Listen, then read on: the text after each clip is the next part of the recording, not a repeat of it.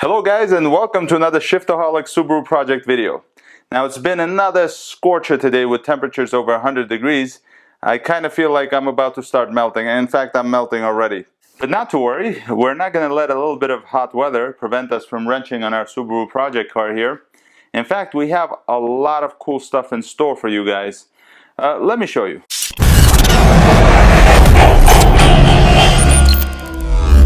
And no, we're not working on our wide body rear quarter panels, not yet anyway. This is what we're working on right here. So we got some fog lights.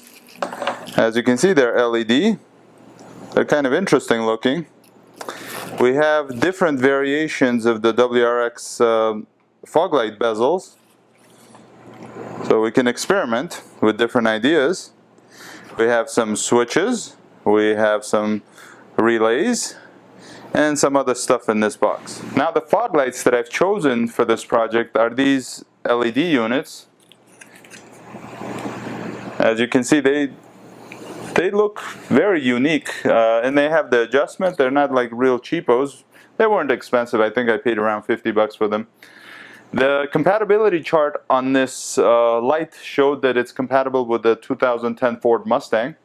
Now I know we're not, I don't even own a Ford Mustang, but I have kind of a general idea, and I'm pretty sure that the mounting hardware is identical, or very close to identical. So going on that assumption, I'm going to take a risk and try to install these.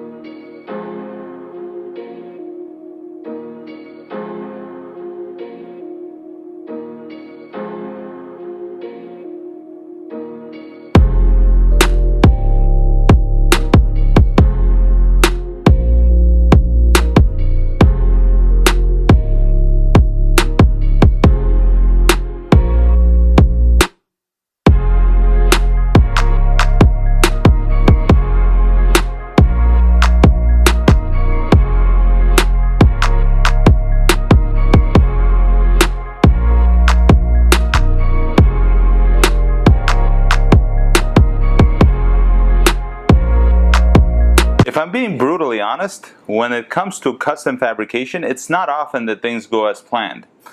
In fact, usually there's always some kind of an unforeseen modification that needs to be done. There's always a little bit of a hiccup that needs to be worked out.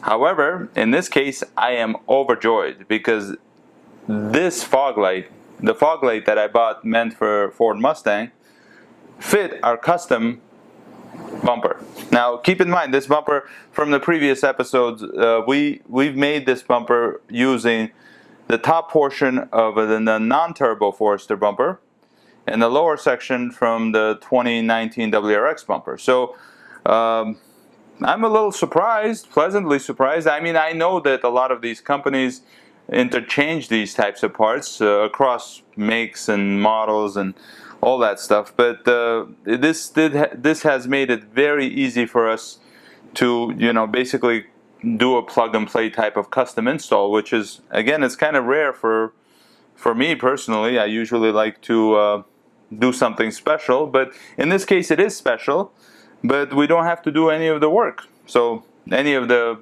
custom fabrication part. Now the light is plugged up, it's plugged in, I shouldn't say plugged up, plugged in. And we can't turn it on yet because we don't have the switch and we don't have the relay. So, but before we get to any of the wiring stuff, I want to try this little bezel we have to see how it looks, or even if it fits.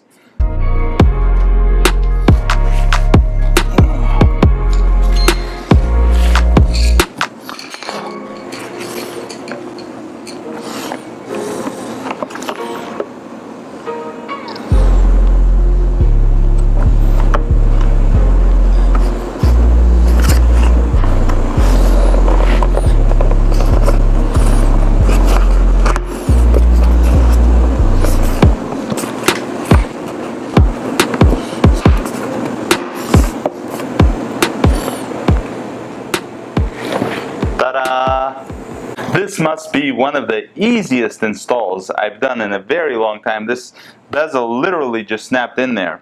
Now there is a little bit of an issue with the light. The light, I believe, is a little bigger than our little hole here, but we can work that out, no big deal. We can actually just change the angle a little bit so it's centered, and it should be as good as, you know, stock, at least as if it's stock. So but for now, let's move on to the other side. So before beginning work on our driver's side fog light, there's something that I want to address real quick. So a lot of you might think, why am I doing this to an unfinished bumper? You know, the car is not even painted yet.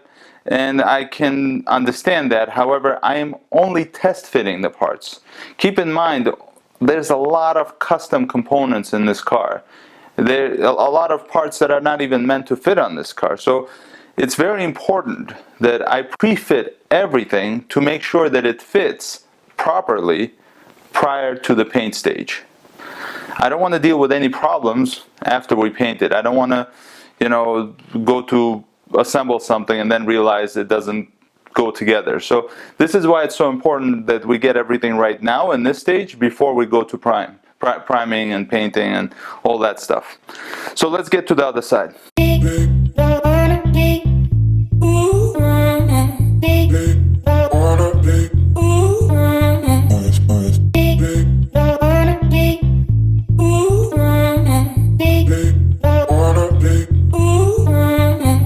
So now that the actual fog lights are installed, we can move on to installing our relay and our actual fog light switch.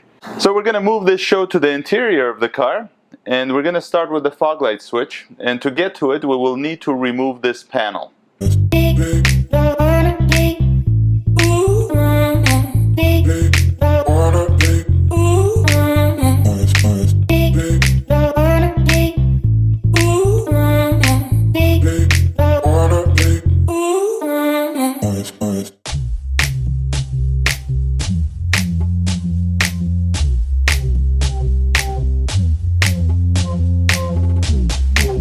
So now that we remove this cover here, we can remove the screw and start taking this panel off. And now that that screw is off, we can press on this clip here and pull this whole panel out.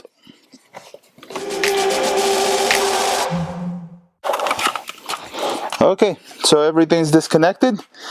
We can take this panel and work on it on the bench over there.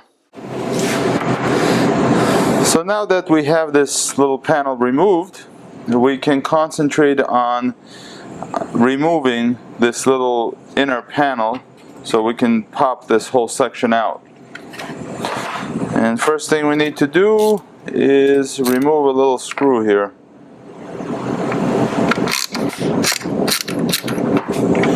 Easy peasy.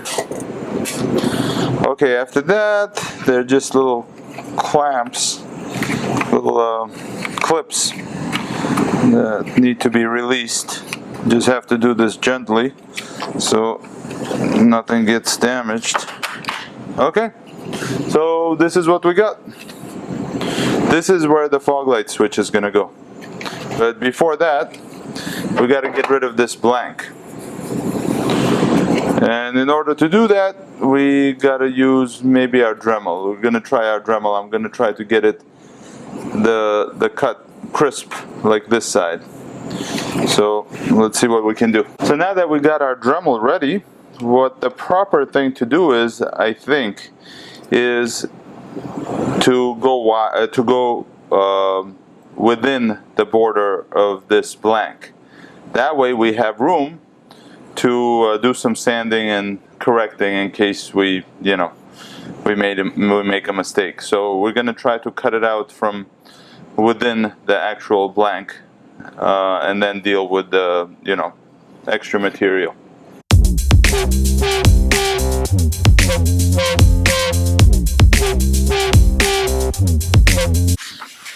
So here's the final result. We did get a little bit of a snag here, but it shouldn't be noticeable.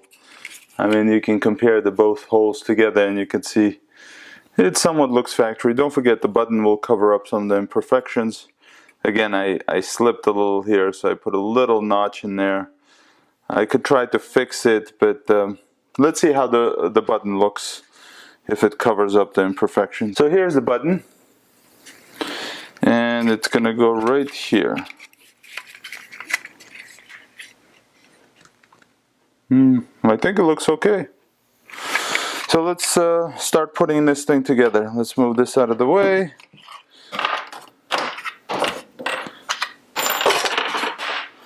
Okay. First things first, we gotta slide the fog light button into this housing. This is what holds it. It clamps in. Just like the other button, like the traction control button here. We just have to slide it in, and it should snap into place. You see?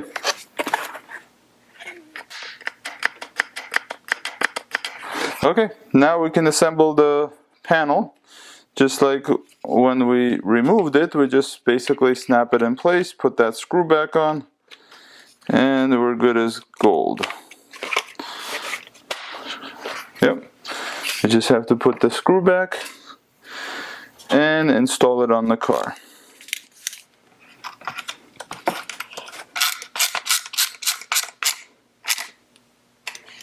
Now, before we install the panel itself, we have to undo this little wire. This is the wire that actually goes to the fog light switch.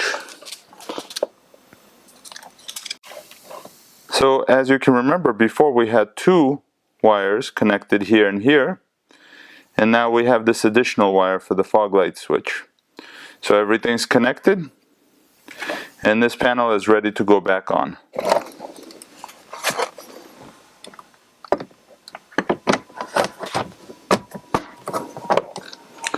So all we have to do now is put this little screw back in its place.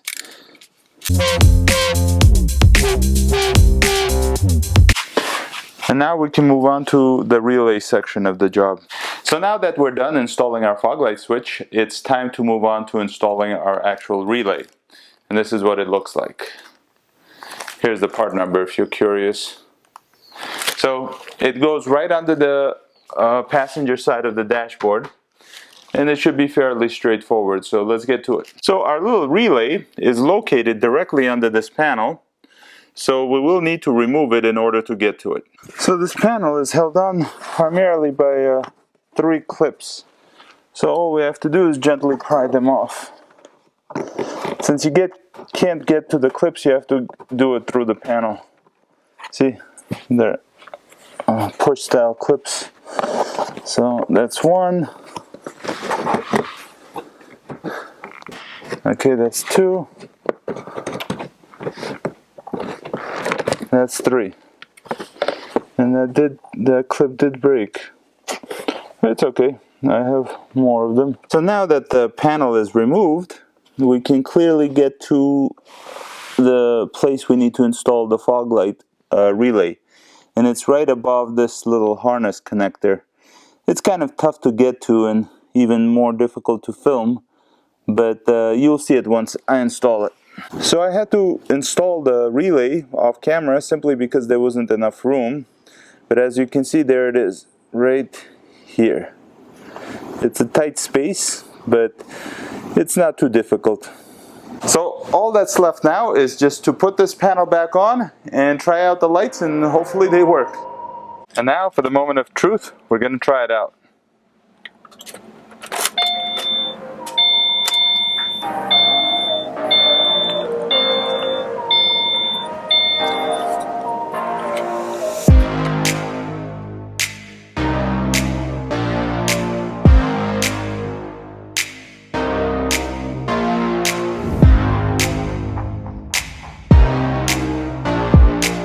Those dual color fog lights look very sharp. I like the fact that you can change the color from yellow to white simply by tapping on the button.